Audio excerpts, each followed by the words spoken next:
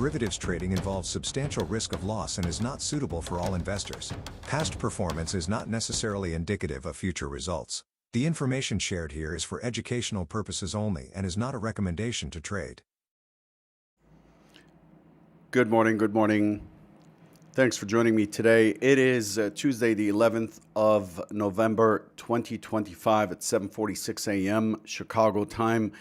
It is Veterans Day here in the U.S. It's a day to show gratitude for those who served to defend and to protect the United States. And the banks are closed today, but the markets are open as usual.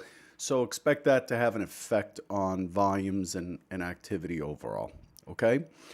So let's just get right into the overall picture. This morning, really, we're holding on to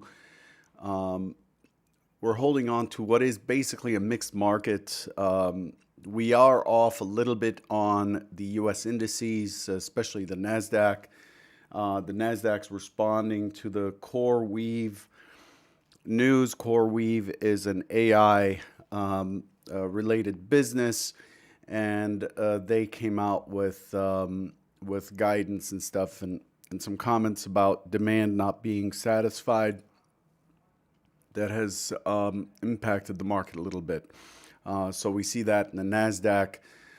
There's a lot of doubt that the AI premium in the AI-related stocks is actually going to come to fruition for investors. So that's really the big thing today. Other than that, we're looking at the government shutdown going into 45 days, is it? 40 days, 45 days, I've lost count. The Senate, as you may have heard, and the reason behind the gap yesterday, the Senate actually passed a bill that now goes to the House of Representatives, which cannot vote on it till tomorrow. They have a whole bunch of things to vote on, and then it goes to the president, and then the shutdown is over. The shutdown was definitely having a huge impact on everything at this point. Longest shutdown in U.S. history. I won't go through the rest of the news here. I just don't think that's a good use of your time and mine. And also have to get off before 8 a.m. my time today to address the trading exercise for the accelerator program this morning. But overall, I'm seeing a pretty light relative range and relative volume this morning. And that's coming across the board. Even crude, which is popping higher and is pushing towards, has pushed into actually the next target that we had for crude. Crude had a target of 60.15, which is where we settled yesterday, somewhere around where we settled yesterday.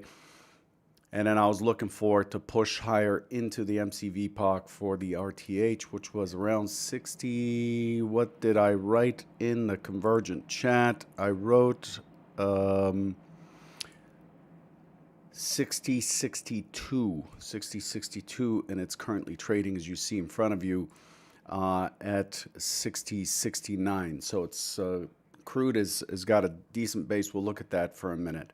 The S&P is in a multi-distribution profile this morning. 134,000 contracts have traded, and the inventory is 51% short with 31 points of range. So it's pretty in line with what we would consider to be normal. If any of these terms, abbreviations, and so on, and if you want this sheet, pay attention to the links here. I might want to bookmark those. And you'll get all the abbreviations and all the terms that we use. You can just grab all that information there. Okay, let's take a look at the markets really. So let's start with the composite here. This is the ES composite. You could see we put in that high up here and have steadily moved down. But what we did last Friday was really important. I found last Friday to be tough to trade. Managed to get a setup late in the day for the run higher, but was really struggling to find rhyme or reason for most of the morning trade, although it did open and it kept the open above it. It opened in a small gap and then it just pushed down. It looked to me like it was having a difficult time pushing down, despite the fact that it was making progress, and it had moved into the consolidation area down here. So this area here, but overall, what it did is it left this excess low on the daily in a very clear reversal type structure on Friday. So coming into yesterday, the primary thought I had was that we did gap up on the news on the weekend, and the primary thought I had is that you just want to lay off the selling. Lay off the selling given these conditions, but with the gap open below us, it gave us a weak structure, and gap rules apply. So overall, what we're doing is we're walking ourselves back into this upper box here, which brings us back to new all-time highs, 6,900 new all-time highs again, and so on. So let's look at that on closer range. Here's the market profile chart. This is a TPO chart. So you could see that, we had an open in a small gap, and the open and the high were at the same price. So we had an open in what looked like an open drive down on Friday, but still I struggled to find a good short position to get into on Friday. And then ultimately what it did is it put in a very clear failure structure to retest the low later in the session, and it reversed. So we extended the range down on Friday, then we extended the range up, giving us a neutral extreme up day with an excess low. Very, very, very bullish type of arrangement at the bottom of what is a rundown, right? And so we left a big gap yesterday, and we pulled back to about 38% of the gap zone being measured as the high of the prior day to the open of the next day. We had 38% hit at 92 or 93, and then it turned around and pushed to become neutral, and we had another neutral extreme up close. So 2 neutral extreme up closes in 2 days, and it brings us into what I talked about earlier, this box here. This becomes the target for today. This high volume node in the S&P,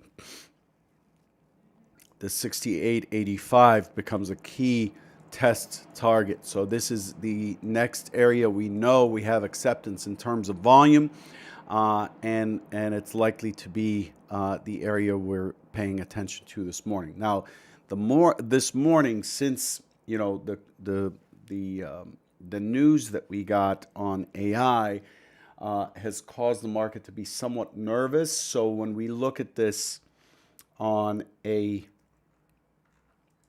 intraday basis, here's your reversal from yesterday. Pretty nice V bottom there. We are below the full session VWAP, full session mid. We are in the overnight point of control area, and we look like we are relatively bearish coming into this low volume node from yesterday, right? This was the IB high basically of yesterday, right in here where the overnight low is. My expectation this morning is we are likely to test and then rise back up. So I'm looking for something that looks like a short squeeze or a lick check below the overnight low. I'm looking for this thing to turn up and have a weak pullback to resume the retest, the test of prior settlement, and then to start walking itself up to the 68.85 I just outlined up here. This is the primary scenario. Yes, it is below the overnight DGPs, the full session view app, full session mid. I get that. But we are opening in range of yesterday's profile. We have a neutral extreme up profile. You can see the point of control shifted to the upper end of the range. We have the settlement at the upper end of the range, the upper quartile of the range. And we are just simply pulling back on that earnings call. And the expectation is more fuel is likely on the sidelines and is likely to be deployed to come in as the government shutdown is over. Much of the earnings season is done at this point. So there isn't, that risk is coming off the table. So the expectation is we would turn up as scenario one. The secondary scenario is to push into this LIS. This red zone is what I would call the line in the sand, or the over-under zone. Push into this LIS, potentially tag the settle price for the settle stat, prior settle stat, and then start to work itself down into the IB of yesterday's profile. This is a lower probability play, but it's a better play for day trading as we squeeze a lot of the volume that went into this close yesterday. We squeeze that to the downside and start moving through. Again, these are just biases for the narrative, but the actual setup that triggers the trade is based on the price action and the order flow in the moment, right? So these are just, hey, this is how things are shaping up. We are one-time framing up at this point. We have a gap up. We ended up holding on and keeping that gap open on a neutral extreme up day. It's quite bullish, and so the prevailing winds are to the upside, and so that's why I'm looking for that 85 test. We'll see how it plays out today. I'm running out of time, so I'm going to get into crude here real quick. Crude does this thing where it moves, it's been struggling with the anything under the 60 to the 59 handle right in here has been a struggle. Every time it pokes through, it kind of makes its way out. But what it has done lately is it's opened from within this kind of prior day's balance, moves down, and comes all the way up to finish inside of the IB. So we have lower high, lower low, a shift in the point of control lower. But overall, you can see that there's quite a bit going on down here to support crude. So the next day opens a little bit higher, tests up, comes right back in, tests the point of control. You can see that right there, tests the point of control, and finishes within bounds. So this is a perfectly balanced day. Yesterday, it opened above value high, tested through the value area, all the way down in, but it ended up, and by the way, this is an excess low. It ended up testing down farther than I expected, but overall, it ended up finishing again higher. So what we've done is we've started to migrate the point of control higher, and so we're accepting value higher. And the expectation for today is that we would find ourselves way up here in that 60, 62, 60, 63 area, and it's already trading up here. You can see it's opening now. It's 8 o'clock. It's opening up here. So crude has a really good base right now for buyers to build off of, and that's the primary narrative. So this morning, any move down is likely to be supported. I don't expect this thing to fill the gap this morning. We do have the MC point of control, RTH MC point of control sitting right in here, so I'm expecting this to be relatively choppy, but overall, crude has got a decent base to go and test that 6150 area up above next. Okay, I'll leave you with those thoughts. Good luck today. Don't forget to like the video, subscribe to the channel, and to tell your friends about it. Take care.